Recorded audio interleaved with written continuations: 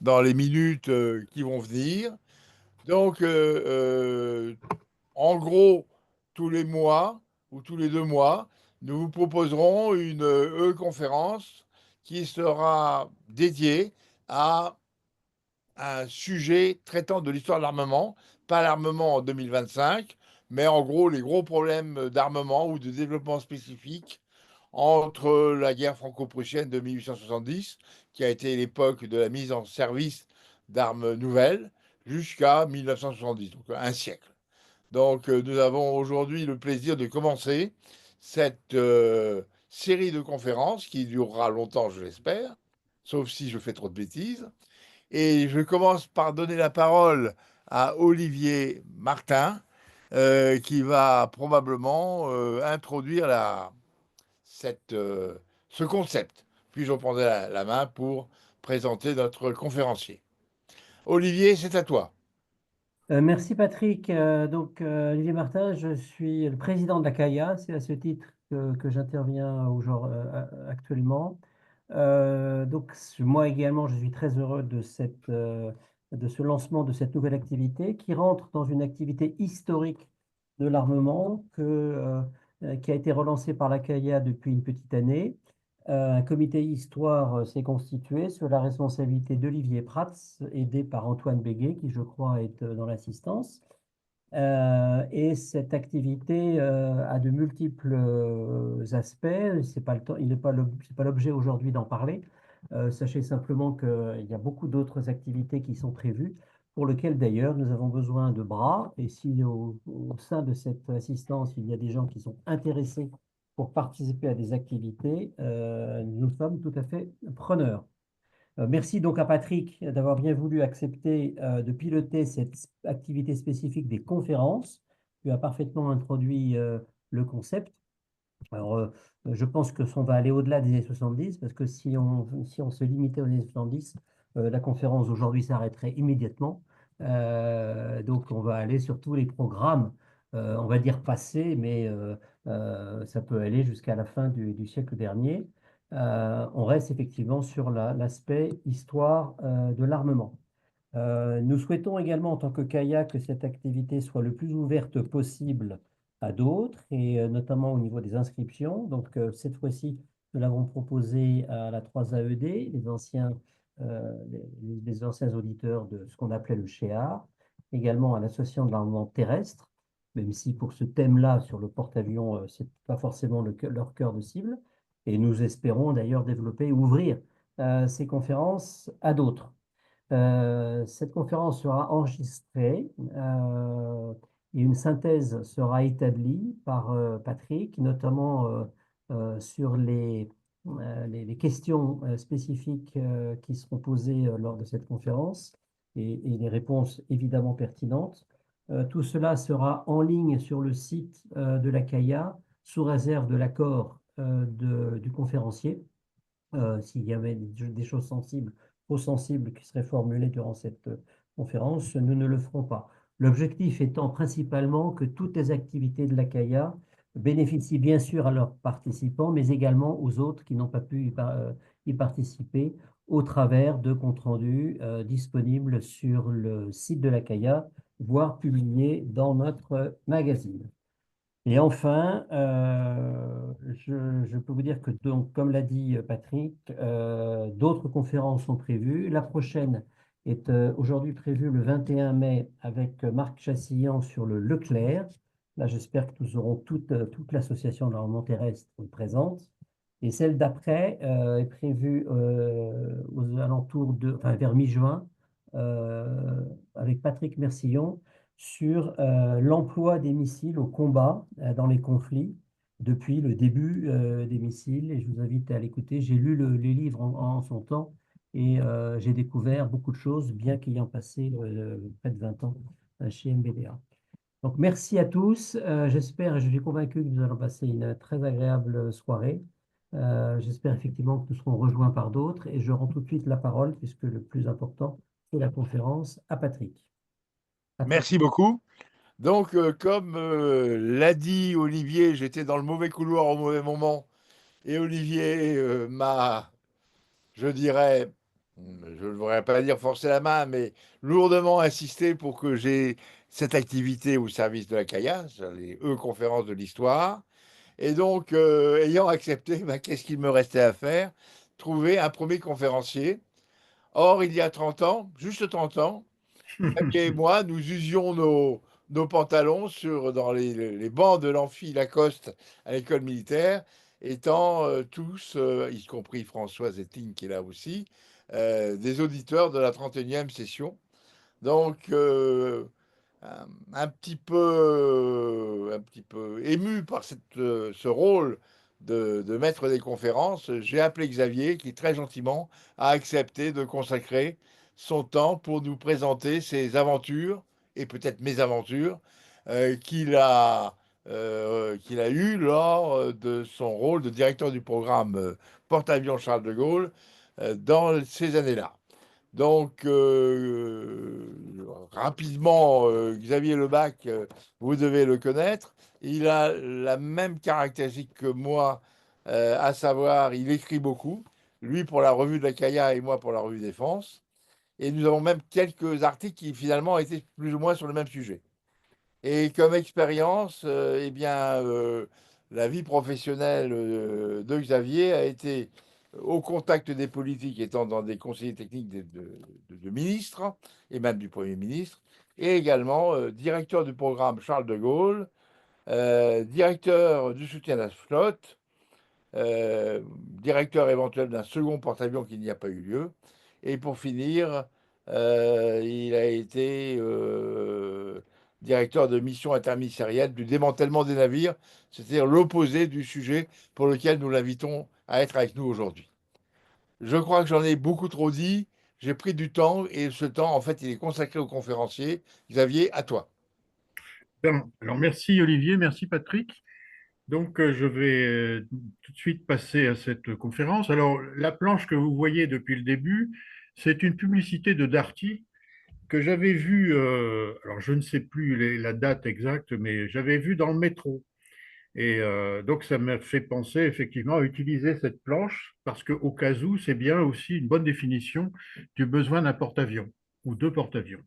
Alors, ce n'est pas le Charles de Gaulle, d'accord, mais l'idée y est. Alors, bon, j'ai mis histoire de porte-avions au pluriel parce que je vais parler un petit peu de, non seulement du Charles de Gaulle, mais un petit peu de choses qui se tournent autour. Alors, je fais un avertissement, tout oubli ou inexactitude résulterait d'un début de sénilité. Comme ça, je prends mes précautions. Voilà. Alors, voilà la bête. Alors, je l'ai appelée la bête pour pouvoir utiliser l'expression qu'on connaît dans la pub à la toux d'une grande. Donc ça, les images que vous pouvez trouver bien sûr sur Internet, où on voit bien l'ensemble du parc aérien et une vue avec l'îlot qui se détache bien. Voilà. Alors, le porte-avions et moi, en fait, dans les années 80, j'ai fait des installations de systèmes de guerre électronique sur le Foch et sur le projet du porte-avions, hein, qui était à l'époque un projet et qui était à l'époque dirigé par, comment s'appelle-t-il? Bon, peu importe. Alors, au début des années 90, bon, j'ai fait un petit passage à Matignon. Et alors, pour l'anecdote, dans le bureau du Premier ministre, il y avait une revue des programmes, bien évidemment, comme il y en a d'ailleurs systématiquement. Et bah, le PADG a échappé à une nouvelle pause, hein, puisqu'il y en a eu quatre, hein, dans son histoire. Il a même donc aussi échappé à un arrêt de programme. Parallèlement, toujours à la même période, à l'Élysée, le choix se portait sur le Rafale pour l'avion du porte-avions, puisque en fait, il était en compétition avec le F-18 à l'époque. Ensuite, bah, directeur de programme PACDG. Alors, juste pour le plaisir, 2001, je n'étais plus au programme porte-avions Charles de Gaulle, bien sûr. Et donc, quand l'hélice a cassé, effectivement, à l'époque, je disais que j'étais responsable, mais pas coupable, pour reprendre une expression que d'autres ont utilisée. Ensuite, pendant quelques années, j'ai fait la supervision de projets de deuxième porte-avions. Et ensuite, en 2008-2010, sur D'ailleurs, sur le conseil de Xavier Peytard, je suis allé m'occuper du démantèlement de l'ex-Clémenceau, qui à l'époque naviguait on ne sait où pour aller se faire démanteler. Voilà. Alors, j'ai fait un projet. Alors, j'ai mis pas cher, évidemment, parce que j'ai pas des tarifs très élevés, ou j'avais.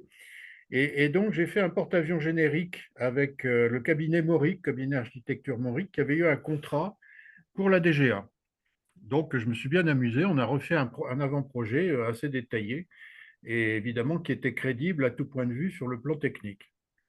Et enfin, depuis 2024, euh, j'ai le sympathique directeur du programme PANG, Philippe Bahurel, a eu la très bonne idée, que j'avais essayé de faire passer avant, mais bon, de profiter du rétex des anciens du porte-avions.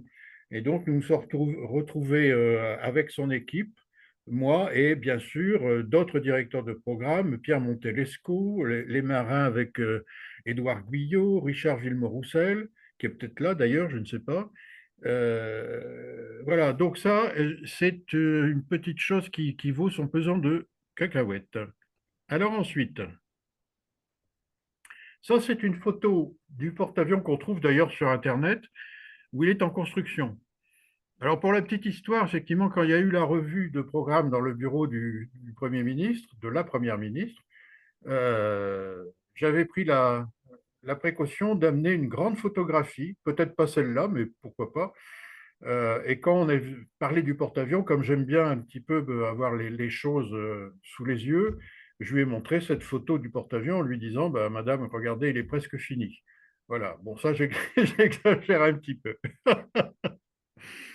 Alors, le panorama de l'histoire du porte-avions. Vous savez qu'après-guerre, on avait récupéré des Américains et des Anglais des porte-avions, le Dixmude, la Romanche, la Fayette Boisbello. Euh, et, euh, et à partir de 1949, bon, les discussions portaient sur quatre porte-avions, voire six, dont certains pour l'OTAN. Enfin bref, ça variait, ça allait et venait. Et puis, dans les années 60-90, ben, on a fait le Clémenceau à Brest et le Foch. Je rappelle d'ailleurs que le Foch a été construit, à l'époque, ça ne s'appelait pas les chantiers de l'Atlantique, mais il a été construit dans les chantiers de l'Atlantique. Et ensuite, ça s'est précisé en 1973 pour les futurs porte-avions, mais on a commencé par parler de porte-hélicoptères à propulsion nucléaire. Alors, deux ou trois porte-hélicoptères qui se sont transformés assez vite, enfin, en 1977, pour deux porte-avions, les PA-75. Ensuite, il a fallu attendre 1986 pour la commande d'un porte-avions nucléaire. Bon, Bretagne, je le citais, mais c'était plutôt Richelieu hein, qui avait le vent en poupe. Et puis ensuite, Charles de Gaulle, bien sûr. Voilà. Et 2001, la mise en service. Alors, très schématiquement, donc on a mis 14 ans pour le faire, mais dans les 14 ans, il y a 4 ans de décalage pour raisons budgétaires. Donc, c'est énorme, ça pose des problèmes dans la continuité, bien sûr, y compris des équipes, mais c'est la réalité. Sachant que là-dedans, il y avait également le développement, forcément, hein, études et développement. Alors, le coût du programme en 2000 était de 3 milliards d'euros de l'époque. Alors, je suis allé voir le petit convertisseur sur Internet. Bah, il m'a dit que ça faisait 4,6 milliards d'euros 2024. Bon, je ne vais pas discuter, mais enfin, grosso modo, ce prix n'a pas trop bougé. Alors, il contient schématiquement un tiers pour les études et le développement et deux tiers pour la construction. Alors, le surcoût du programme n'a été que de 18%. Alors ça, ce n'est pas moi qui l'ai inventé, hein. Vous pouvez voir ça dans les rapports officiels. Alors, les rapports disent dont 16% avant 1995, c'est-à-dire avant que je sois directeur de programme. Alors, ma mémoire défaille, donc je ne me souviens plus en quoi j'ai augmenté à la fin de 2%. Ce n'est pas très bien. Il faut dire que quand j'étais directeur de programme, on avait Jean-Yves Elmer, hein, et Jean-Yves, effectivement, dès que je suis arrivé directeur de programme, a dit à tout le monde, bon, on se réveille, on va diminuer les coûts de 30%. Et comme je suis un peu provocateur, évidemment, moi je lui ai dit, mais monsieur, moi ce qu'il me faudrait, c'est 30% de plus pour être sûr de pouvoir le finir. Alors, résultat des courses, j'ai eu droit à un audit financier où je dirais, le camarade Patrick Renvoisé cherchait désespérément dans mes comptes où étaient planquées les marges. Alors, heureusement, il n'a pas tout trouvé, donc j'ai pu finir le programme malgré les aléas qui sont arrivés. Bon, il faut retenir que ce surcoût, il est dû pour un tiers, en gros, au décalage pour raisons budgétaires, un tiers parce qu'il y a eu l'évolution des normes nucléaires, voilà, bon, enfin, de radioprotection, et évidemment un tiers pour l'aspect prototype, hein. Il y a forcément des choses à mettre au point. Alors, pour quels aéronefs? Alors, la question n'est pas uniquement pour faire un petit mot sur une photomontage, sur un photomontage, parce que lorsqu'on a lancé le porte-avions, effectivement, d'abord, il a fallu choisir le Rafale Marine par rapport au F-18. Mais par contre, il n'y avait pas encore à l'époque la notion de Hawkeye, c'est-à-dire l'avion de guet aérien. Voilà. Et il faut savoir que le dimensionnement du pont du Charles de Gaulle a été fait sur la base du F-18, voilà, avec l'aide des Américains. Alors, on avait des contraintes tous azimuts. D'abord parce que, bon, on devait construire le porte-avions dans un des bassins de Brest, le plus grand, et la dimension du bassin, notamment sa longueur, imposait la longueur du porte-avions. C'est aussi simple que ça. Il ne faut pas oublier aussi qu'il y avait le bassin de Toulon qui était censé être utilisé pour la maintenance du navire, et là, on avait une contrainte de largeur. Donc, longueur-largeur, on ne pouvait pas dépasser les chiffres. Alors, je ne vais pas trop vous abreuver de chiffres, vous les trouvez sur Internet, hein, les 261 mètres, 63 mètres de large, etc. Alors, évidemment, comme pour pas mal de programmes français, mais européens aussi, hein, nul n'est parfait, les problèmes de stabilité sont toujours un peu délicats et on a toujours un peu des surprises en voyant le déplacement du navire augmenter au fil de la construction. Donc, il avait été décidé d'ajouter des flotteurs, c'est des flotteurs de part et d'autre de la coque, qu'on a appelés Poséidon.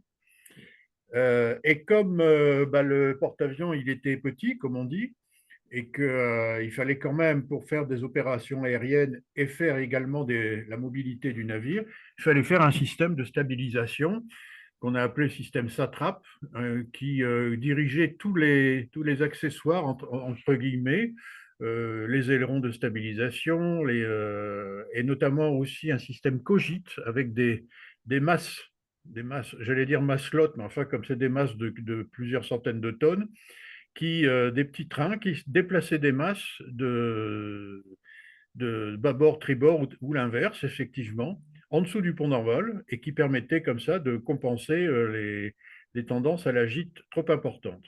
Donc, ça a été une originalité. Comme je l'ai dit, le pont aérien était dimensionné pour les F-18.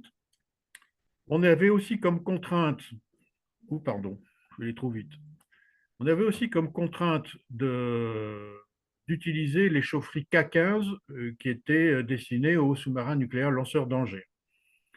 On s'est vite aperçu qu'on n'avait pas les technologies pour faire des catapultes et presses de frein.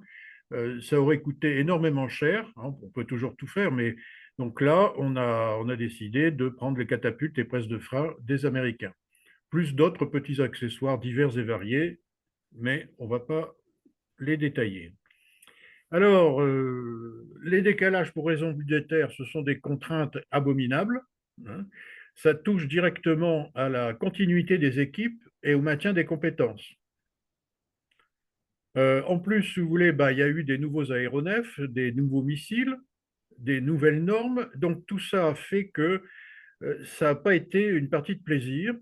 Et la caractéristique de ce programme, c'est que c'est une gestion des interfaces extrêmement difficile.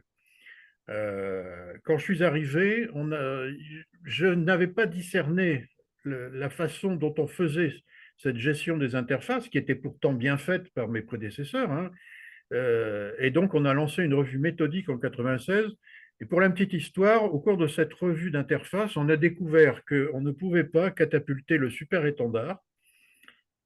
Pourquoi? Parce que comme le pont d'envol avait été dimensionné pour le Rafale, en fait, lorsque le super-étendard était prêt à être catapulté, il se braquait effectivement compte tenu de sa méthode particulière de lancement. Et du coup, le jet de son réacteur n'allait pas lécher comment dire, le panneau, si vous voulez, qui s'ouvre derrière l'avion, mais le pont. Déviateur de jet. Donc, on a fait un crash programme pour revoir cette interface. Et je me souviens même que j'avais fait venir un super étendard par la route. Et puis, on l'a mis sur le pont avec une grue pour vérifier tout ça. C'était un moment épique. Donc, des contraintes épouvantables. Donc, il fallait quand même savoir et manager les choses. Ça n'a pas été facile, hein. Voilà. Alors, quand même, un petit hommage à tout le monde, à tous ceux qui ont participé à cette aventure. Alors, je voudrais quand même citer Joseph Trétou, Michel Gaillard, hein, dont je n'avais pas le nom sur la bouche tout à l'heure, Ferdinand Le Pen, Alex Fabarez, Philippe Raymond-Beauvais, Pierre Montelesco, qui a été directeur de programme, Jean-Pierre Moutet, qui a été un des premiers directeurs de projet de la future DCN industrielle, Jean Le Tallec, bien évidemment, Michel Wencker, qui a été le dernier directeur de programme et qui a fait en gros le service après-vente, Pascal Leroy, qui était l'ingénieur chargé à Brest, Thierry Roland, qui était dans son équipe, il y en avait beaucoup, hein. Bruno Richebé, que je salue s'il a pu nous rejoindre, Frédéric Rouget, que je n'ai jamais revu, qui était directeur de projet industriel, Georges Joab, qui, comme par hasard, effectivement, revient aujourd'hui aux affaires de porte-avions, puisqu'il est maintenant, je crois, co-président, co-directeur de la plateforme industrielle pour le PANG. Alain Tourniol-Duclos, que tout le monde connaît, Bernard Sevestre, qui était au STXN, Bruno Sachet, monsieur excellent, j'adore Bruno Sachet, qui était chez Technic Atom, Jacques Grossi, qui n'a pas forcément beaucoup œuvré pour le porte-avions, parce qu'il était, il était patron de la DCN à l'époque. Mais c'est vrai effectivement que c'est un peu grâce à lui que je suis devenu directeur de programme, parce que c'est lui qui m'a choisi. Alors, évidemment, un hommage à tous les techniciens, ouvriers, secrétaires, j'ai mis aussi les quidam, et surtout les marins. Richard Villemot-Roussel, qui était le premier commandant du porte-avions, Édouard Guyot, Alain Oudot de David, qui lui était, si vous voulez, lui qui supervisait l'ensemble du groupe aéronaval, Xavier Peytard, qui a été mon officier de programme, Philippe Laugier, qui lui a succédé, Xavier Magne, qui a été second du porte-avions, Richard Laborde également, Jacques Bridlance, qui a succédé à Oudot d'Inville comme patron du groupe aéronaval, Patrick Hébrard, idem, Henri Arinaud, très sympathique, qui était à la CPPE, et Anne-François de Saint-Salvi, qui a fait un passage éclair parce qu'il a été le commandant de l'unité PACDG à Quai au cours de la construction. Voilà. Donc, merci à tous, mais pas seulement cela, il y a aussi à tous les équipages. Équipages, évidemment, qui étaient pendant la construction, et puis au suivant, hein. Alors là, c'est la fosso, j'ai cru comprendre que c'était une fosso traditionnelle qui se fait pour les porte-avions où tout l'équipage, alors on voit évidemment, on voit pas grand-chose, mais tout l'équipage est sur l'avant, là, regroupé. Et donc, c'est une photo sympathique. Donc, merci à eux parce que c'est eux aussi qui nous ont guidés vers les bonnes solutions. Alors, il y a eu des dérives et même des délires. D'abord, comme je l'ai dit tout à l'heure, le déplacement est passé de 36 500 à 42 500 tonnes à pleine charge. Donc, ce n'est pas négligeable. Alors, quand on s'alourdit, généralement, on s'enfonce un peu plus. Donc, pour maintenir la vitesse qui était souhaitée pour faire optimiser les catapultages, évidemment, on a dû modifier le profil des hélices, et j'y reviendrai tout à l'heure. Alors, il faut noter aussi, si vous voulez, qu'il n'y avait pas de maîtrise d'ouvrage d'ensemble ni de maîtrise d'œuvre d'ensemble. À savoir que je n'étais pas responsable du Rafale. C'est un exemple. Mais il y en a beaucoup d'autres. Vous verrez ça tout à l'heure. Alors, il y a eu un manque de culture nucléaire pour les navires de surface. Si vous voulez, à l'époque, ce qu'on appelait le service technique des constructions et armes navales, donc il y avait des bureaux, des couloirs, hein, boulevard Victor, et dans les couloirs, à un moment, il y avait une porte blindée, j'exagère à peine, qui permettait de passer dans le domaine des gens de la sous-marinade nucléaire. Voilà. Alors là, interdiction de rentrer, réservée, et pas seulement réservée en termes d'accès, mais en termes de finances, parce que je pense, et vous le savez bien, que le programme de sous-marins nucléaires lanceurs d'engins a quand même bénéficié d'une certaine priorité à tout point de vue. Et donc, les navires de surface étaient un petit peu les parents pauvres, et le porte-avions, il naviguait un peu comme il veut avec tout ça. On n'avait pas des équipes qui étaient rodées à la propulsion nucléaire, et c'est avec l'arrivée dans le programme de Bruno Richebey comme architecte qu'on a pu bénéficier de ces compétences acquises pour les sous-marins nucléaires. Donc merci Bruno, si tu es là. Alors, il y a aussi un peu une séparation des activités étatiques et industrielles, ça n'a pas été facile. On m'a dit, à un moment donné, on m'a dit, puisque c'est comme ça, on va faire maintenant qu'il y a un maître d'ouvrage, un maître d'œuvre, on va faire les choses bien, donc on va faire un plan de management, enfin, on va faire des plans de management, et vous allez contractualiser le reste à faire du porte-avions. Effectivement, parce qu'avant, si vous voulez, je gérais les devis de DCN Brest, DCN Indret, Toulon, Ruel, enfin pas Technicatom, le STXN. Et puis, il a fallu changer tout ça. Donc, on a désigné une maîtrise d'œuvre industrielle DCN. Donc, il a fallu faire un contrat du reste à faire. Ça a été épique.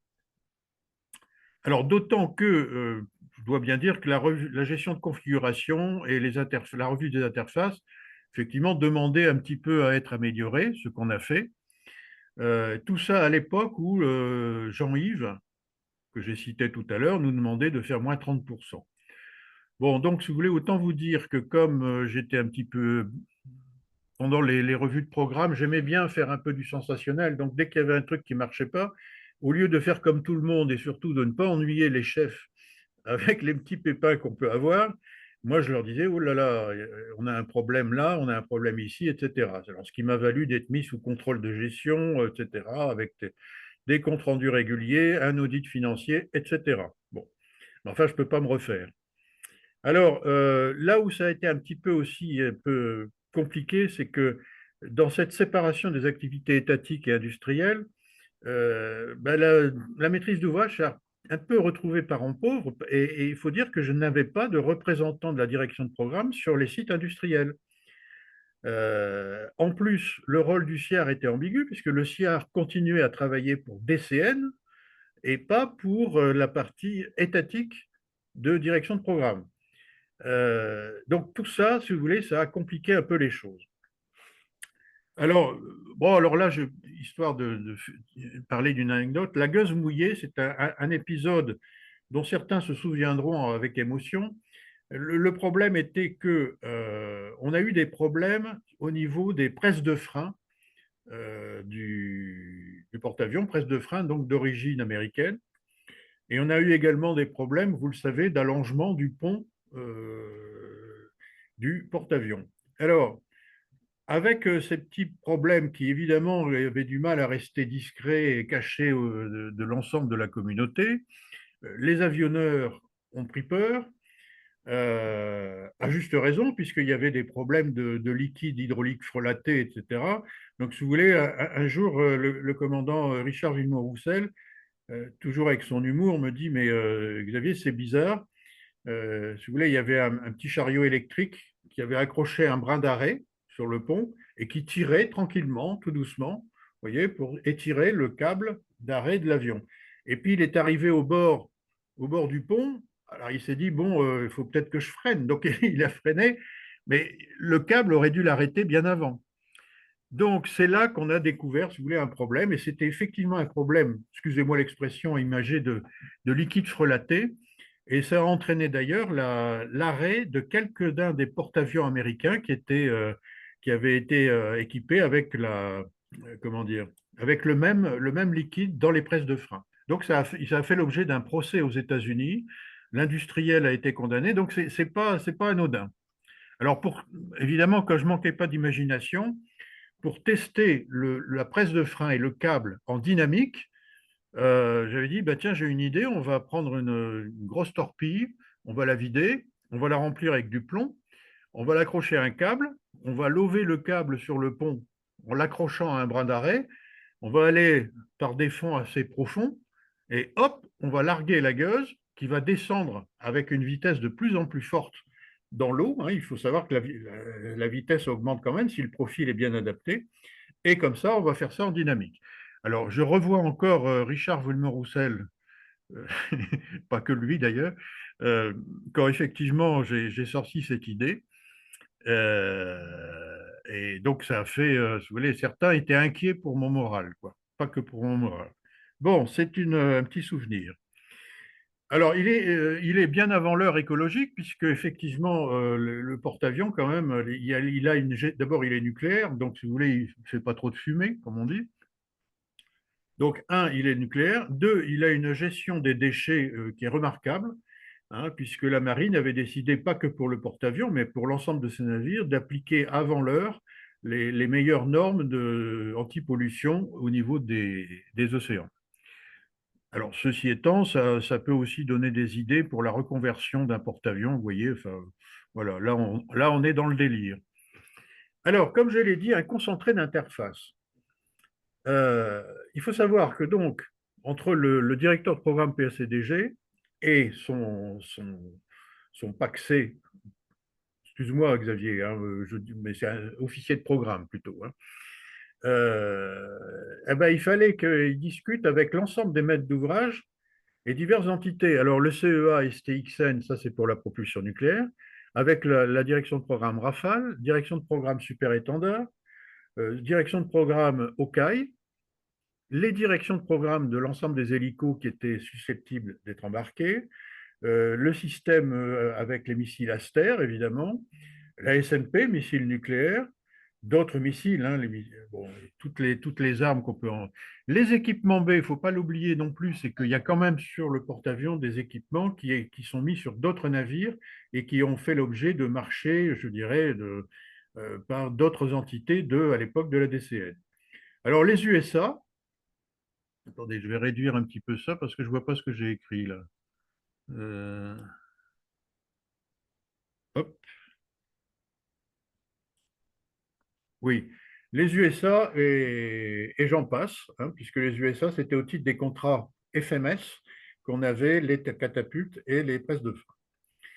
Alors, il y avait aussi parallèlement, évidemment, des discussions indispensables entre l'ensemble des maîtres d'ouvrage, des maîtres d'œuvre et des industriels. Alors, comme je l'ai dit tout à l'heure, dans le début du programme et jusqu'à, je dirais, pendant un an et demi sous mon règne, j'avais directement prises sur les devis d'Indret, Ruel, Toulon, etc.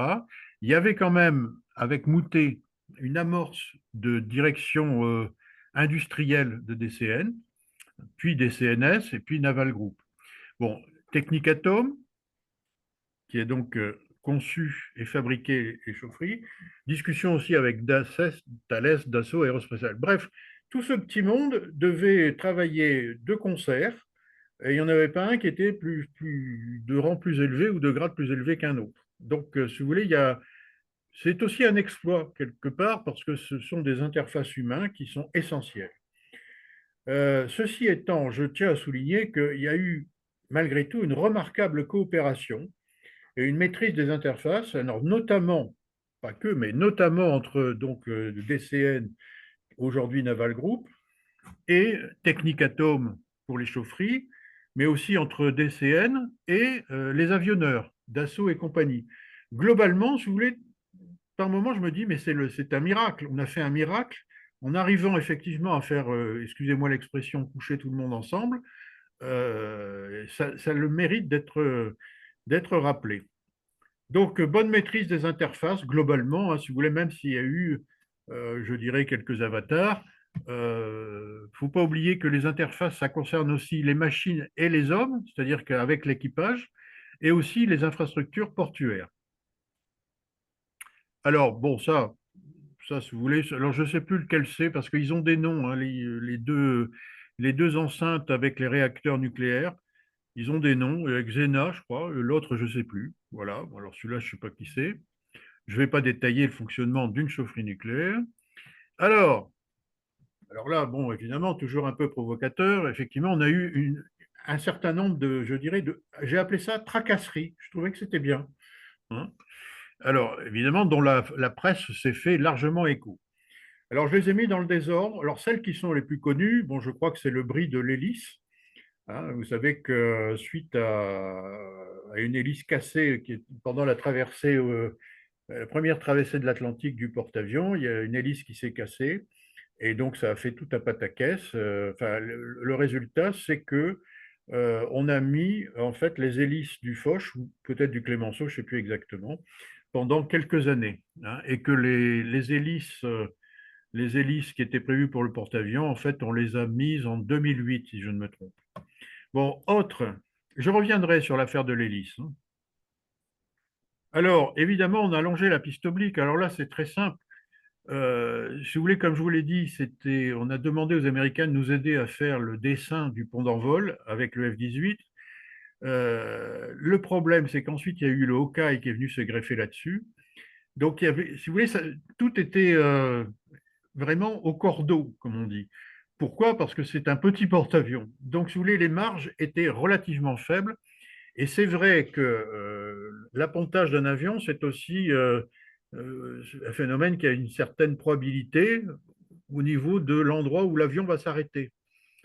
Et alors, il ne faut pas oublier effectivement que tout ça, ça peut être de nuit, avec de la pluie dans tous les sens. Bref, dans certains cas, effectivement, le Hawkeye était arrêté sur le pont d'Avol, je dirais, pas très loin du bord du pont. Et donc, pour le déplacer et laisser la place à d'autres avions, bah, il fallait faire des manœuvres un peu compliquées, ça on prenait du temps. Et donc, on a allongé la piste oblique de 4,43 m. Je me souviens encore du chiffre.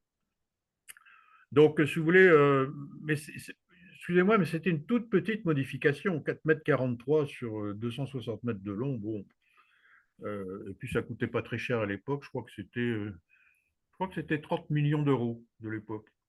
Pardon, de francs. 30 millions de francs. Alors, autre phénomène connu, si vous voulez, le déplacement des safrans. Mais je vais y revenir après, hein. On a déplacé les safrans du bateau parce que, il y avait des problèmes de vibration. Alors, il faut savoir aussi qu'on a dû modifier les Poséidons, ces fameux flotteurs de part et d'autre de la coque. Pourquoi? Parce que ce n'est pas le seul bateau, hein, sur lequel l'architecture navale avait mis des flotteurs additionnels, sauf que ces flotteurs additionnels, sur un navire comme le porte-avions, de temps en temps, il y a quand même un peu de houle. Et il y avait, si vous voulez, des bruits mais vraiment, comment je pourrais vous dire ça, des paquets de mer, effectivement, qui tapaient de façon ahurissante sur l'avant de ces flotteurs, et on a dû les modifier, en modifier la forme, pour effectivement arrêter ces coups de boutoir. Le changement du revêtement de pont, alors là, c'est aussi une histoire qui a fait des gorges chaudes. Pourquoi? Parce que, ben, grosso modo, si vous voulez, on n'avait pas choisi la bonne peinture de pont, une peinture évidemment antidérapante, et cette peinture n'était pas franchement compatible avec la nature de l'acier des câbles des presses de frein américaines. Ah, évidemment, donc, ça usait un peu les câbles prématurément, mais aussi ça pouvait quand même, je dirais, participer à une usure prématurée je dirais, des pneus, des avions, etc. Donc, on a refait le revêtement de pont. Et surtout, et là je l'ai cité comme étant un des paramètres qui a conduit à l'augmentation de poids et l'augmentation de prix, c'est le renforcement de la protection radiologique. Il faut savoir que aujourd'hui, sur le porte-avions, le marin qui n'est pas nucléariste, hein, c'est-à-dire qui ne va pas travailler au contact des réacteurs nucléaires, eh ben, ce marin, c'est comme n'importe quel civil, et donc il ne doit pas être exposé à plus de radiation, effectivement, que ce que dit la norme. Résultat des courses, ben, ce marin moyen qui passe dans les coursives à bord du porte-avions reçoit beaucoup moins de radiation que lorsqu'il retourne chez lui en Bretagne ou en Corse ou ailleurs ou dans le Massif central parce que quand il va en permission, là, il a la dose de radioactivité naturelle nettement supérieure. Voilà, ça c'est l'histoire des normes. Alors, mais il y a d'autres choses qui sont peut-être, où j'en suis, là, ça va, c'est bon. Alors ça, c'est une fameuse presse de frein, vous voyez, hein, et ça occupe quasiment toute la largeur du navire. Alors, les moins connus, alors, oui, alors on a eu un problème, en fait, on n'a jamais pu utiliser la totalité des puissances des réacteurs nucléaires parce qu'il y avait en fait une limitation au niveau des réducteurs, disons grosso modo pour illustrer les choses, que bah, et les engrenages n'étaient pas assez costauds pour tenir des puissances très élevées. Alors ça, effectivement, bon, on s'en accommodait parce que bon, on pouvait quand même avoir une bonne vitesse. Et ça a été résolu au cours de l'arrêt du porte-avions Charles de Gaulle en 2018.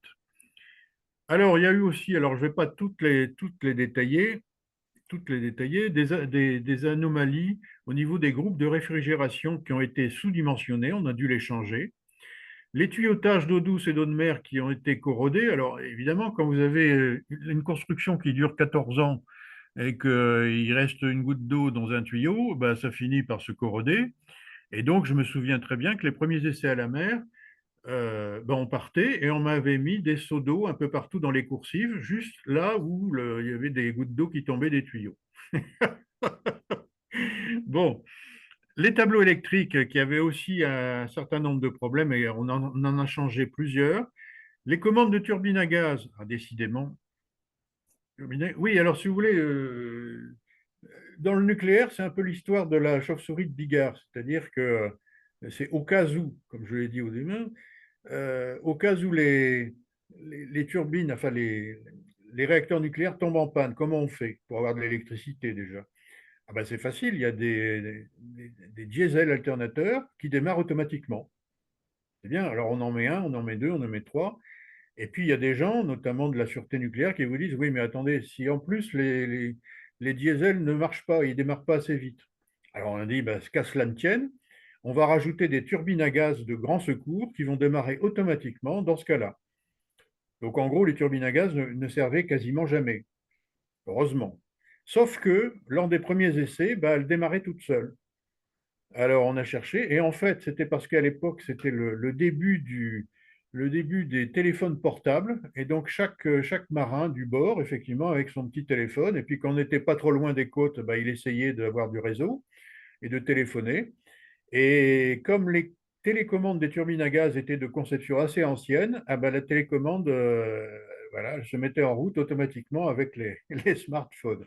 Donc on a dû changer le système de commande, le faire beaucoup plus évidemment résistant. Les électropompes alimentaires, ce sont les pompes, si vous voulez, qui permettent finalement de faire circuler de l'eau non pas dans le réacteur, mais enfin si, dans le réacteur, dans l'échangeur pour faire de la vapeur.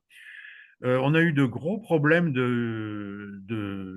comment on appelle ça, de roulement à billes.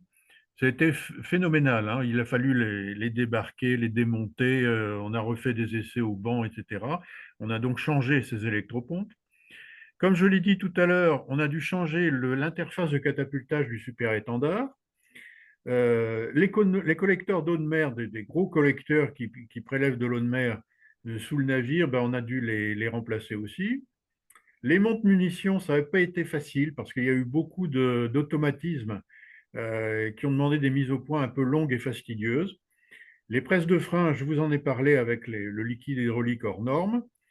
Et puis, tant qu'à faire, les vitrages de la passerelle, où il y a certaines villes, les vitrages, si vous voulez, étaient destinés à résister à tout, y compris aux explosions nucléaires, tout ce que vous voulez. Résultat des courses, eh ben, on avait oublié de faire en sorte qu'elles soient, je dirais, qu'elles ne déforment pas les images. Et donc, il y avait une ou deux, je ne sais plus exactement, vitres qui n'étaient pas très bien réussies et on avait un peu de mal à voir le clocher droit lorsqu'on prenait un repère à la passerelle. Donc ça, les marins n'aiment pas beaucoup. C'est normal d'ailleurs. Et puis, alors là, oui, alors là, là encore, je pense que si Richard écoute, il pourra réagir. Il y avait des vibrations de machine à laver le linge. En fait, si vous voulez, la salle où il y avait les machines à laver le linge était une salle qui était placée au-dessus du hangar. Le seul problème, c'est que quand toutes ces machines se mettaient à tourner, bah, l'échantillonnage finalement du plafond du hangar à cet endroit-là il y avait un effet de résonance et donc ça vibrait. Et donc je me souviens très bien du commandant qui, ne voyant pas l'industriel se précipiter pour corriger le tir, de temps en temps a pris plaisir à faire une diffusion générale dans le bord. Donc tous les Brestois du coin écoutaient en disant euh, mise en route des machines à laver, attention, on va vibrer. Voilà, donc enfin, ça me fait encore rire. Alors, ceci étant, si vous voulez, il y a quand même des choses qui ont marché. Je vais y revenir, si vous voulez, ce qui a marché, c'est le système de combat et de commandement. Il n'y a pas eu de problème. Vous savez que ce système de combat et de commandement, en fait, il y a eu tous les radars, les capteurs, etc. Tout ça, ça a été mis au point à Toulon dans une plateforme à terre, enfin à terre mais au bord de l'eau.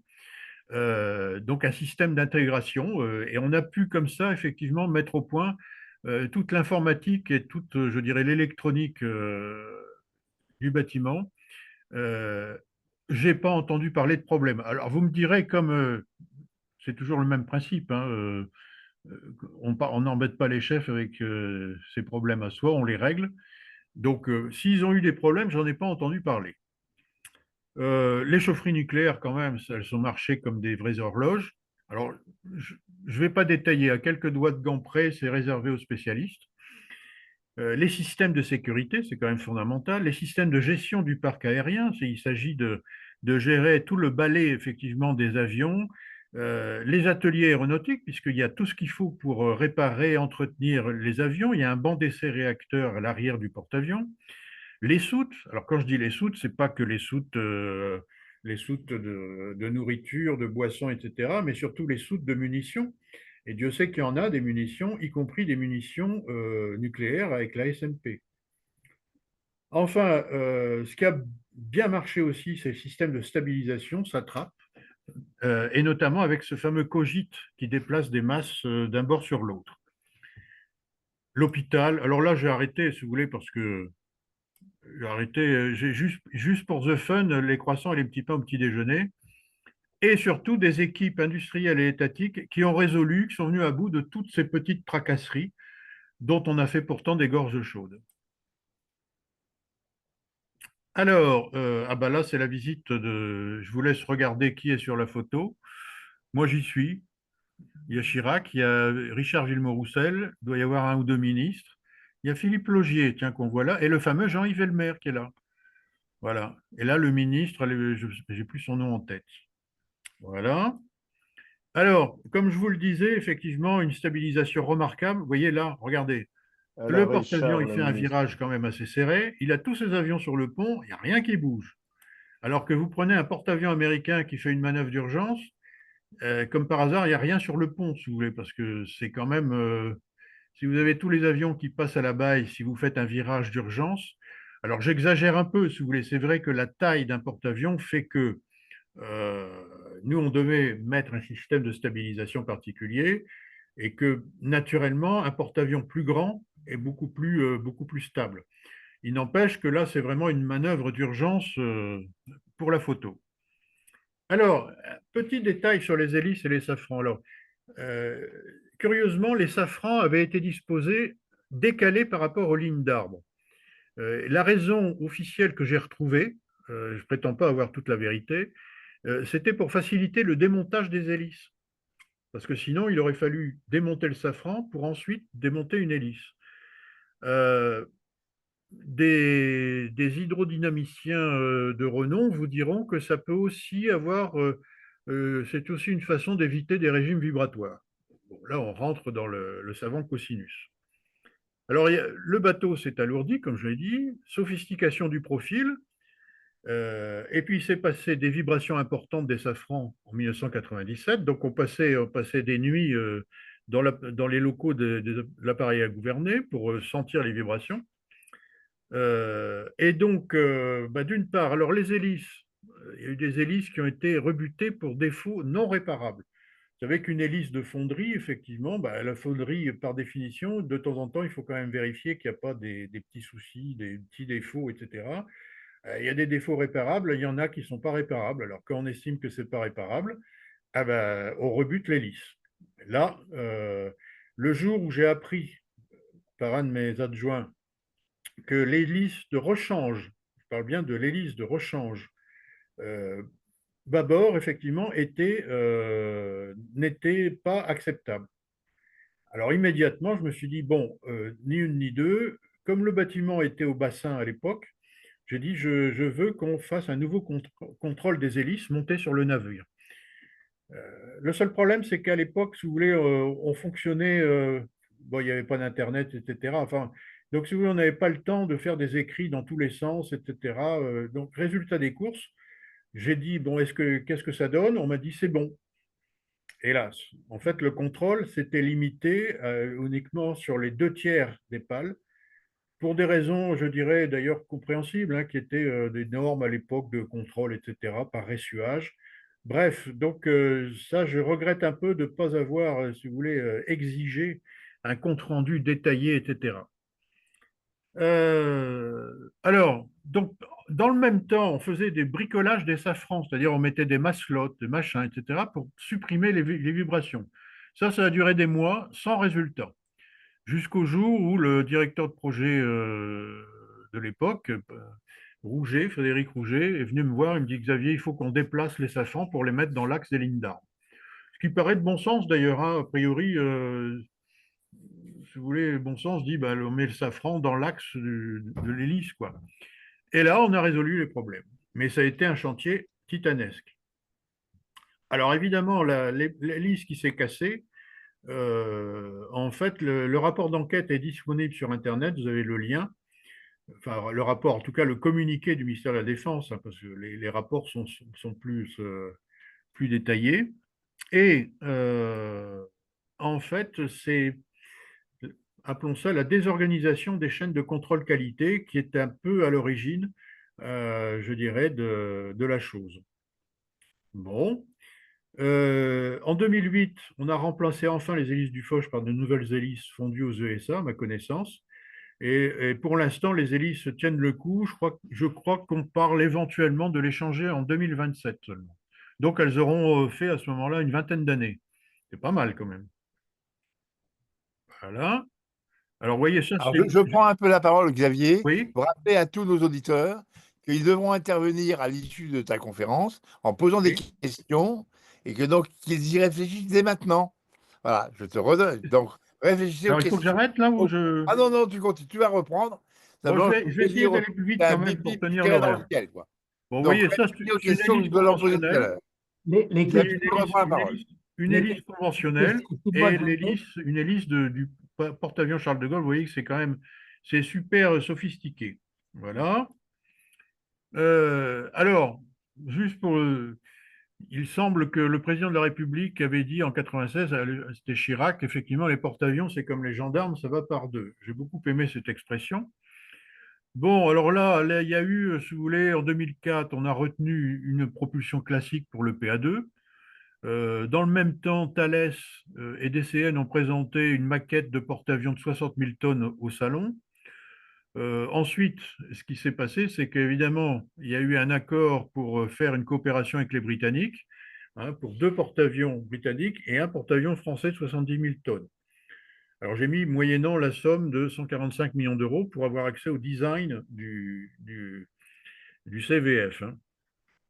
Alors, ben là, on pourra y revenir tout à l'heure, mais c'était, je dirais, contre nature. Parce que d'abord, c'était pas fait pour les mêmes avions. Il y en a un qui avait des avions avec catapulte et brin d'arrêt. L'autre, c'était des avions à décollage, atterrissage vertical. Donc, en fait, on voulait faire à la fois un porte-aéronef qui puisse aussi être transformé en porte-avions français. Ça ne colle pas. Bon, bref. Donc, ça n'a pas marché. Alors c'est vrai que si ça avait marché, là j'ai mis ouf, hein, excusez-moi, avec tout le respect que je dois aux Britanniques, et donc on a échappé à ça, quoi, hein. Donc, voilà. Hop. C'est à partir de 2008, bah, du coup, si vous voulez, le problème n'était plus de faire un second PA pour avoir une disponibilité du groupe aéronaval pendant l'entretien majeur du porte-avions. Et du coup, bah, c'est tombé un petit peu à l'eau, comme dit l'autre. Et on s'est orienté vers un remplaçant. Alors, il y a eu des hauts et des bas, etc. Le président de la République a fini en 2020 par décider de revenir à une propulsion nucléaire. Et on a parlé à l'époque du porte-avions PANG à propulsion nucléaire de 75 à 78 000 tonnes. Alors, du coup, c'est reparti avec des nouveaux réacteurs K22 inspirés du K15. Et puis voilà, on a le nouveau porte-avions qui est en cours. Alors là, pour la petite histoire, vous savez que le nouveau porte-avions va utiliser les presses de frein et les catapultes américaines électromagnétiques qui sont installées sur les nouveaux porte-avions américains. Alors ça m'amuse beaucoup parce que vous voyez, en 1946, il y a eu l'expérimentation de l'électropulte. C'était effectivement un système de catapulte électromagnétique, comme quoi on y avait déjà pensé en 1946. Bon, là, il y a un peu de rouille, mais vous reconnaissez finalement un truc qui tourne, donc c'est bien pour la catapulte électromagnétique. Alors, le PANG, je ne vais pas en dire grand-chose. Alors, j'avais fait un article, je vous ai mis le lien ici. J'estime que c'est plutôt à Philippe Bahurel d'en parler, mais on pourra tout à fait répondre aux questions. En tout cas, une suggestion, c'est que le jour où il faudra lui trouver un nom, on l'appelle le Jacques Chirac, mais ça n'engage que moi. Voilà. Alors, sachez pour terminer qu'il y a eu d'autres. Je vais vous détailler la liste. Je ne vous la détaille pas. Tiens, remarquez, vous voyez les dirigeables porte-avions Acron et Macon. J'ai trouvé que les deux noms étaient. Vous voyez ce que je veux dire? Non, pas tout à fait. Bon. Euh, alors, le meilleur, c'est le porte-avions fait avec de la pâte de bois et de la glace, la Bacuc. Alors là, je vais le montrer directement. Hop, voilà. Donc, vous voyez, c'était un porte-avions en glace et en pâte de bois qui faisait, donc, il pouvait embarquer jusqu'à 200 avions, 1 800 000 tonnes, ahurissant. Et c'était un projet très sérieux hein, pendant la Deuxième Guerre mondiale. Bon, ben, finalement, ça ne s'est pas fait. C'est dommage parce que quand même, un morceau de glace comme ça, c'est impressionnant. Voilà. Alors, où elle est je ne vois plus ma flèche. Ah, voilà. Hop. Alors évidemment, là, je crois que c'est dans le film de Les Avengers, effectivement, où il y a des porte-avions volants. Ceci étant, il y a toujours des idées de non pas de porte-avions, parce que ça fait un peu lourd, mais peut-être de porte-drones. C'est bon, il y a différents. La DARPA continue à s'y intéresser. Voilà. Donc j'ai tenu, j'espère, le timing hein, de 50 minutes. Et maintenant, je suis prêt à répondre à vos questions. Alors, et si vous avez cherché des idées pour le cadeau de Noël, vous voyez, vous pourrez vous faire un petit porte-avions. Je pense que c'est encore en vente, je n'ai pas vérifié. Voilà. Xavier, tout de suite, reçoit mes félicitations vraiment très, très sincères. Tu nous as fait embarquer à bord du porte-avions. Nous n'avons pas eu le mal de mer, nous avons appris beaucoup. Et pour un coup d'essai des conférences Vulcain, ça a été un coup de maître. Alors, j'ai recueilli un certain nombre d'informations, enfin de questions que je vais te poser. Euh, Actuellement, on parle en Europe des risques dans la coopération avec les États-Unis, et en particulier dans certains cas de blocage de livraison. Il y a eu des rumeurs sur des difficultés pour la maintenance des catapultes au moment où Oui, le président Chirac n'a pas voulu oui. joindre les forces américaines. Donc, dans le porte-avions Charles de Gaulle d'origine américaine, nous avons probablement les catapultes, les hélices et d'autres éléments. Oui. Est-ce que, au cours de la carrière actuelle, on est pratiquement à la mi-vie, les relations avec les Américaines, avec les autorités et les institutions américaines ont été bonnes, satisfaisantes, pas satisfaisantes? Et qu'est-ce que l'on peut penser pour le futur porte-avions nucléaire? À savoir, bah, il y a toujours le fameux problème. Ouais. Ah, bah, oui, alors il est clair effectivement que on a plusieurs systèmes et équipements qui nous sont vendus par les États-Unis, et donc on a tout intérêt à rester bons amis. Mais ceci étant, tout s'est bien passé. Il y a un seul moment dans l'histoire du porte-avions Charles de Gaulle où on a un peu eu peur parce que les Américains étaient quand même un peu agacés par notre attitude. Je crois que c'était au moment de la guerre en Irak ou quelque chose comme ça, je ne sais Oui, plus. Irak 2 en Et donc, 1900. on s'était dit, c'est embêtant parce que c'est pas le tout d'acheter une catapulte, une presse de frein, encore faut-il la maintenir, Oui, lui faire les modifications, et notamment des modifications de sécurité, etc. Et pour ça, si vous voulez, l'installation d'essai à terre qui se trouve aux États-Unis à Lakehurst, elle est essentielle parce que c'est elle qui permet de voir les modifications, etc. Et donc, on s'est posé la question, on se dit combien ça nous coûterait. Je ne vous dirai pas de chiffre, parce non. que là, du coup, je crois que c'est pas raisonnable. C'est pas raisonnable. Et puis quand même, bon, il faudrait vraiment qu'on soit très fâché pour que les Américains en viennent à ces extrémités, je pense. Mais de toute façon, il n'y a pas de solution autre, d'autres fournisseurs Ah étrangers bah, potentiels. Il n'y a que ceux. ah bah si, il paraît que les Chinois font aussi Chinois, oui, des c'est vrai. catapultes et des et des presses de frein électromagnétiques. Ouais.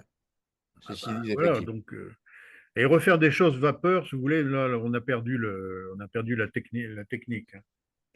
Tu nous as indiqué au début de ta conférence que le premier avion envisagé était le F-18. Oui, Je sais que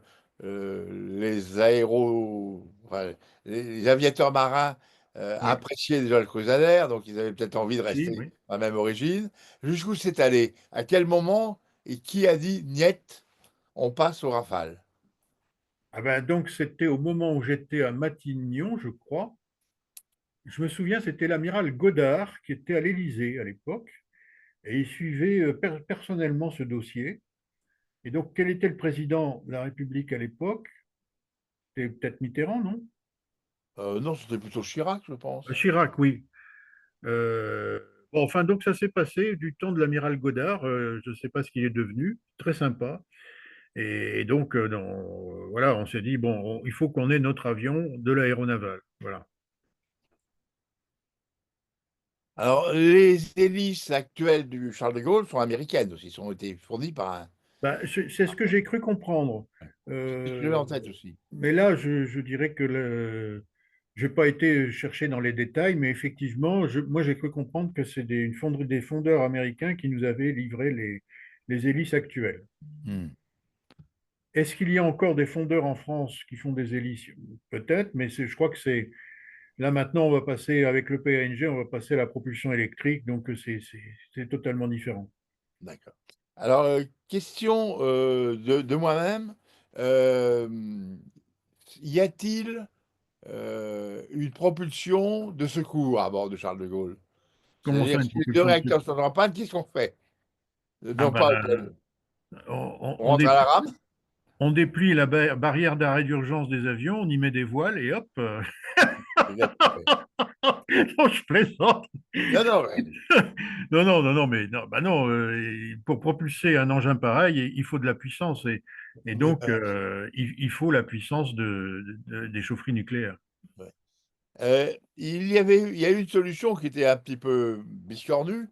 Euh, le, le croiseur lourd russe Pierre le Grand, où la Oui, propulsion principale est nucléaire, mais il y a une surchauffe pour aller plus vite.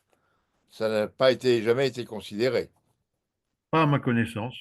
Pas à ma Alors, connaissance. ils ont donc des réacteurs nucléaires pour la croisière, et puis quand ils veulent mettre de la vitesse, ils Ah, chauffent là, au mazout. oui, effectivement, je ne connais pas trop l'engin, là,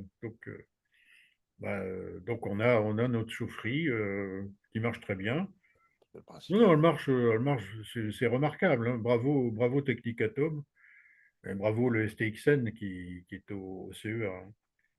D'accord. Chers amis, y a-t-il de nouvelles questions? Ou ai-je répondu à celles que vous auriez, enfin, ou ai-je posé à Xavier celle que vous auriez eu envie de poser. Donc, je consulte les chats. Euh, Ah, euh, j'ai bah peut-être. là, je vois une question d'Olivier Martin, ici, il est toujours là. Oui. Comment s'est déroulée la coopération avec les fournisseurs américains? Alors, ça s'est bien passé, mais c'est vrai, si vous voulez, que je vous l'ai dit tout à l'heure, on a eu quelques petits soucis avec le liquide frelaté des presses de frein.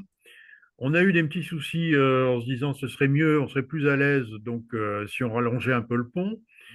Alors tout ça, ça a fait peur, si vous voulez, à l'époque, à mes homologues directeurs de programme avion. Mhm. Et ce qui avait été décidé initialement, c'était que ce soit un Rafale qui fasse le premier appontage et premier catapultage sur Charles de Gaulle. Et là, ben, à un moment, mes collègues avionneurs ont dit ah, non, non, écoutez, non, non, on n'a pas confiance dans votre machin là. Alors, donc, du coup, pour leur donner confiance, on a fait ce qu'on appelle une revue de sécurité, c'est-à-dire on a passé en revue toutes les installations aviation, et en particulier le pont d'envol, etc. Et tout. On a fait un dossier phénoménal, etc. Et à la fin, bah, il fallait dire on n'y va pas. Alors, donc le dossier, je suis allé voir très respectueusement à l'époque mon chef. Et je lui dis écoute, a priori tout est OK. Est-ce que tu veux signer le document? Il me dit non, non, non, non, vas-y, signe. Alors j'ai signé, et puis, mais ça n'a pas suffi. Donc, je voulais, comme certains collègues disaient non, non, non, non, non, non, etc. Alors, ça s'est terminé par une réunion d'arbitrage à haut niveau, où effectivement un grand chef de la DGA, effectivement, que je nomme, c'est Boisrayon. Donc, il a réuni un peu tous les acteurs, puis il a dit, il a écouté les uns les autres, et je crois que de façon assez magistrale, compte tenu de sa formation, c'est pas étonnant, il a dit sur un sous-marin, il y a un moment, c'est plus la peine d'essayer de savoir, etc. et tout. La seule façon de savoir si ça marche bien, c'est de plonger. Et donc, il a dit on va prendre un avion, mais compte tenu des réticences des programmes Rafale, c'est un super étendard de l'aéronautique navale qui a fait le euh, premier appontage et le premier catapultage. Non sans mal, parce qu'il y a encore des histoires et des anecdotes que je pourrais vous raconter, parce que ça n'a pas été triste. Mais bon. Alors, j'aurais aimé, de mon côté, avoir ton opinion sur les nouvelles marines ou les nouvelles nations qui, au-delà des principaux actuellement dotés de porte-avions de porte-aéronefs, Amérique, France, Angleterre avec ses deux Prince of Wales et Russie, et surtout Chine, enfin même Chine qui en est à trois, qui va monter. Il y a d'autres pays qui montrent le nez en porte-avions, porte-drones, porte tout ce que tu veux. J'en ai deux, tu en as peut-être d'autres, et je voulais avoir ton opinion. Tu as d'abord les Turcs qui Ah ont oui, décidé de faire un deuxième oui, porte-aéronef ou le transformer en oui, porte-avion ou porte-drone, on ne sait pas oui. très bien. Et tu as aussi les Iraniens qui ont transformé deux pétroliers avec une piste oblique à l'envers, si on peut dire. Oui, oui, oui, mais Ça, c'est du il y a bricolage. oui, bah, pourquoi pas, mais je suis pas sûr que ce soit de véritables porte-avions Ah avec non, tout non, ce que ça nécessite. pas des porte-aéronefs. C'est du porte-aéronef, hein. Et d'ailleurs, à propos des porte-aéronefs, je ne l'ai pas mis dans le. J'aurais pu vous mettre le lien parce qu'il y a une émission sur YouTube qu'il ne faut pas rater. Je l'avais mis sur LinkedIn, hein, le lien. C'est un sketch de deux comiques anglais. Alors, il y en a un qui joue le rôle de l'amiral commandant la flotte Ah oui, britannique, je me rappelle, je pense un l'avoir vu. autre qui joue le rôle d'un journaliste, et puis il interroge l'amiral sur les nouveaux porte-avions britanniques. Bon, écoutez, C'est essayez bien. de trouver ça sur YouTube, Ah, c'est je un l'ai vu, c'est régal. extraordinaire, oui. Voilà. Ouais. Ils ont l'air d'avoir beaucoup de problèmes, nos amis anglais, avec leurs deux Ah nouveaux. bah là, j'ai pas été aux nouvelles, mais enfin, j'ai l'impression qu'à un moment, ils se sont dit, mais où sont les avions, quoi? Il y a eu où sont les avions, les bateaux sortaient plus parce qu'ils avaient des problèmes de propulsion. Enfin, Oui, oui. c'est- Non, non, effectivement, j'ai pas été aux nouvelles, mais ça a pas l'air très glorieux pour l'instant. bon. Bah, il y a soit des avions mais pas de porte-avions, soit des porte-avions mais pas d'avions. Bah, il n'y a pas grand-chose, quoi, effectivement. Enfin, clairement, maintenant, effectivement, la grande innovation va être finalement programme SCAF avec le nouvel avion, là, le NGF.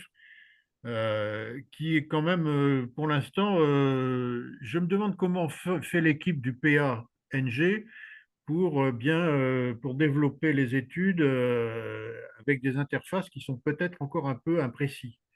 Le SCAF est un avion virtuel, hein, pour l'instant. Ah non, c'est le NGF que. Oui, d'ailleurs, Oui, le enfin, système SCAF, effectivement. Bon, SCAF, ça, oui, oui. Et l'avion et est très donc, virtuel. quand j'ai vu la maquette, une des maquettes qui avait été présentée à un salon naval il y a quelques années, effectivement, c'était gros, hein. Ouais. C'est gros. Donc, ça prend de la place. Et donc, du coup, bah, et le PANG, bah, il a grossi aussi, hein. Voilà. Il y aura peut-être une option de retour, hein, de secours, un Rafale Mark 6 ou Mark 7, quoi, peut-être. Y a-t-il d'autres Bien, questions? ben, je pense que il y a une question sur la chaufferie K15. Oui. Antoine Béguet demande si elle a été développée dès l'origine pour propulser le porte-avions ou on l'a récupérée parce qu'elle était sur étagère, après les sous-marins. Bah écoute, pour moi, elle avait été développée pour le sous-marin nucléaire lanceur d'engins et on a fait à un moment donné une petite partie de co-développement en prenant en compte le besoin porte-avions. D'accord. Je crois que c'est comme ça que ça s'est passé. Les relations entre la DGA et la Oui. Marine nationale au cours du programme, c'était bon ou chacun se promenait avec un régime de banane sous le bras gauche? Ah, moi, ce que je connais, c'est tous les officiers de programme ou les officiers de programme du groupe aéronaval. Moi, comment dire, j'étais pacsé avec eux, hein. Oui. J'étais pacsé. Et il y a eu un bel enfant.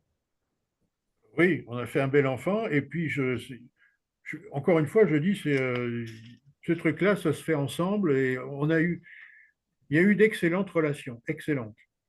C'est pour ça. Oui, c'est très important, c'est nécessaire, tout à Ah fait. bah oui. Si les relations sont mauvaises, Ouais. Alors hein, là, pour le PANG, de toute façon, on a recommencé, puisque à ma connaissance, donc maintenant, il y a deux industriels, Chantier de l'Atlantique et Naval Group. Mais en fait, il n'y a toujours pas de maîtrise d'ouvrage ni de maîtrise d'œuvre d'ensemble. Mais ce serait d'ailleurs impossible.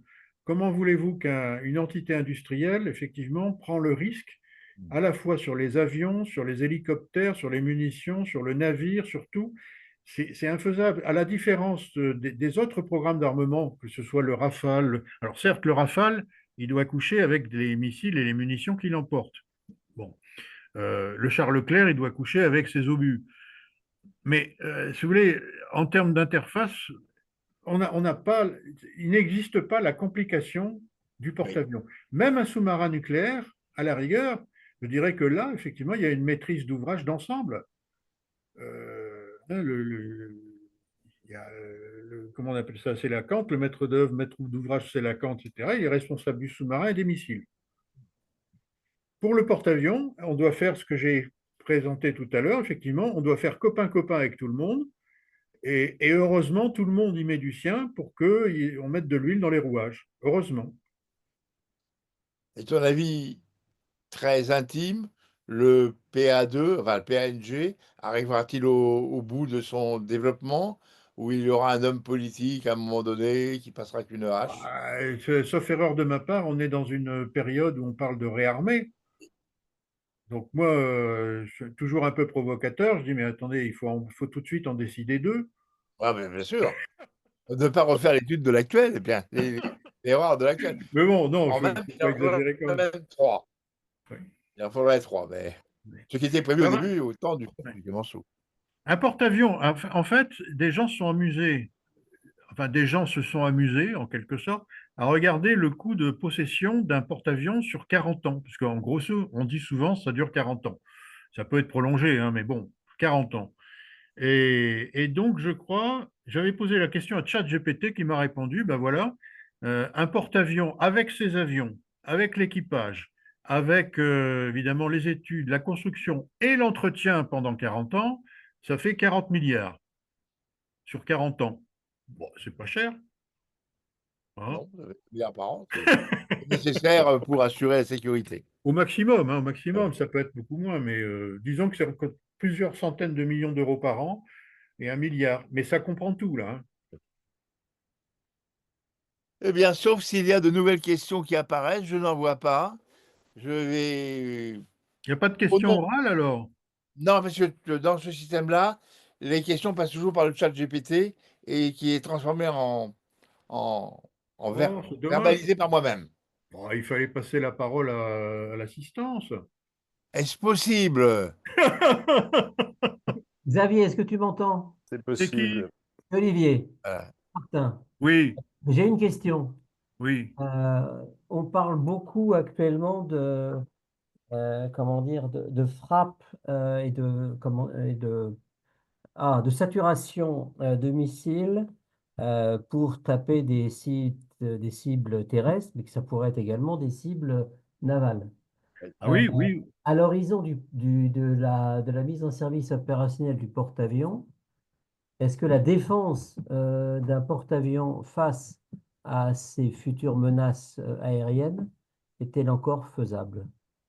Bah, déjà, si on parle de missiles, il faut voir que d'abord, le porte-avions n'est jamais seul. Il est escorté par des frégates, etc. Mais aussi il y a toujours un sous-marin nucléaire qui rôde dans le coin. Donc, en fait, le groupe aéronaval a des moyens de défense du porte-avions, défense de lui-même. Le porte-avions lui-même, il a un système de combat, effectivement, qui est traité, qu'on appelle multimenace. Alors, je ne sais plus le nombre de missiles qu'il peut traiter simultanément. Je ne sais plus si c'est 16 ou plus, je ne sais pas. Mais donc, ça fait déjà pas mal. Bon. En fait, la nouvelle menace, quelque part, ça pourrait être les missiles hypersoniques. On en a parlé un peu dans la presse, etc., parce qu'eux, ils vont vite. Sauf que le missile hypersonique, si pour une cible qui ne bouge pas, effectivement, on a intérêt à faire attention, mais le porte-avions, il bouge tout le temps. Et vite. Un, il bouge tout le temps. Deux, il n'est pas près des côtes. Et donc, j'ai cru comprendre sur Internet que le guidage final, l'autoguidage final d'un missile hypersonique, c'est pas évident du tout, hein. Donc, voilà, l'atout du porte-avions, c'est encore une fois, c'est qu'il est loin des côtes et qu'il n'arrête pas de bouger. Voilà. Alors Et les drones il y a là, oui. Non, non, je disais qu'il y a des passages qui sont resserrés, comme la mer Rouge. Mais il ne faut pas Ah, le faire passer dans la mer Rouge. oui, oui, oui, oui, oui. Mais non, mais effectivement, on peut se poser la question, effectivement, des essaims de drones. Parce qu'un drone, ça va. euh, 2 jours, 2 drones, ça va. Trois drones, bonjour les dégâts, mais ça, c'est pas le cas pour un porte-avions. Je pense qu'il y a des moyens. Il y a des moyens. On peut effectivement avoir des armes, effectivement, des cadences de tir, des dispersions etc., pour protéger des navires. Bon, c'est toujours pareil, hein. Là, il faut faire des simulations, des choses comme ça. Je ne suis pas spécialement inquiet parce qu'en plus, si vous voulez, encore une fois, le porte-avions, il est loin, hein. Donc, ce n'est pas le petit drone avec le type qui est à 3 km qui va hein. Enfin, on peut tout imaginer, moi je veux bien, mais je ne suis pas trop inquiet. Il y a une nouvelle question sur le Voilà. chat. Nous te remercions de ces propos positifs. Donc, Xavier, je vais t'exprimer tous mes remerciements. J'espère que notre prochaine occasion de se retrouver ne sera pas dans 30 ans, hein, puisque la dernière fois, ça fait 30 ans. On sera peut-être un peu plus vieux qu'aujourd'hui. Bon. En Bon, tout j'espère que je cas, n'ai pas dit trop de bêtises, hein. tu n'as dit aucune bêtise. Et si on ne les a pas vus. Ah, ça y est, c'est fini là.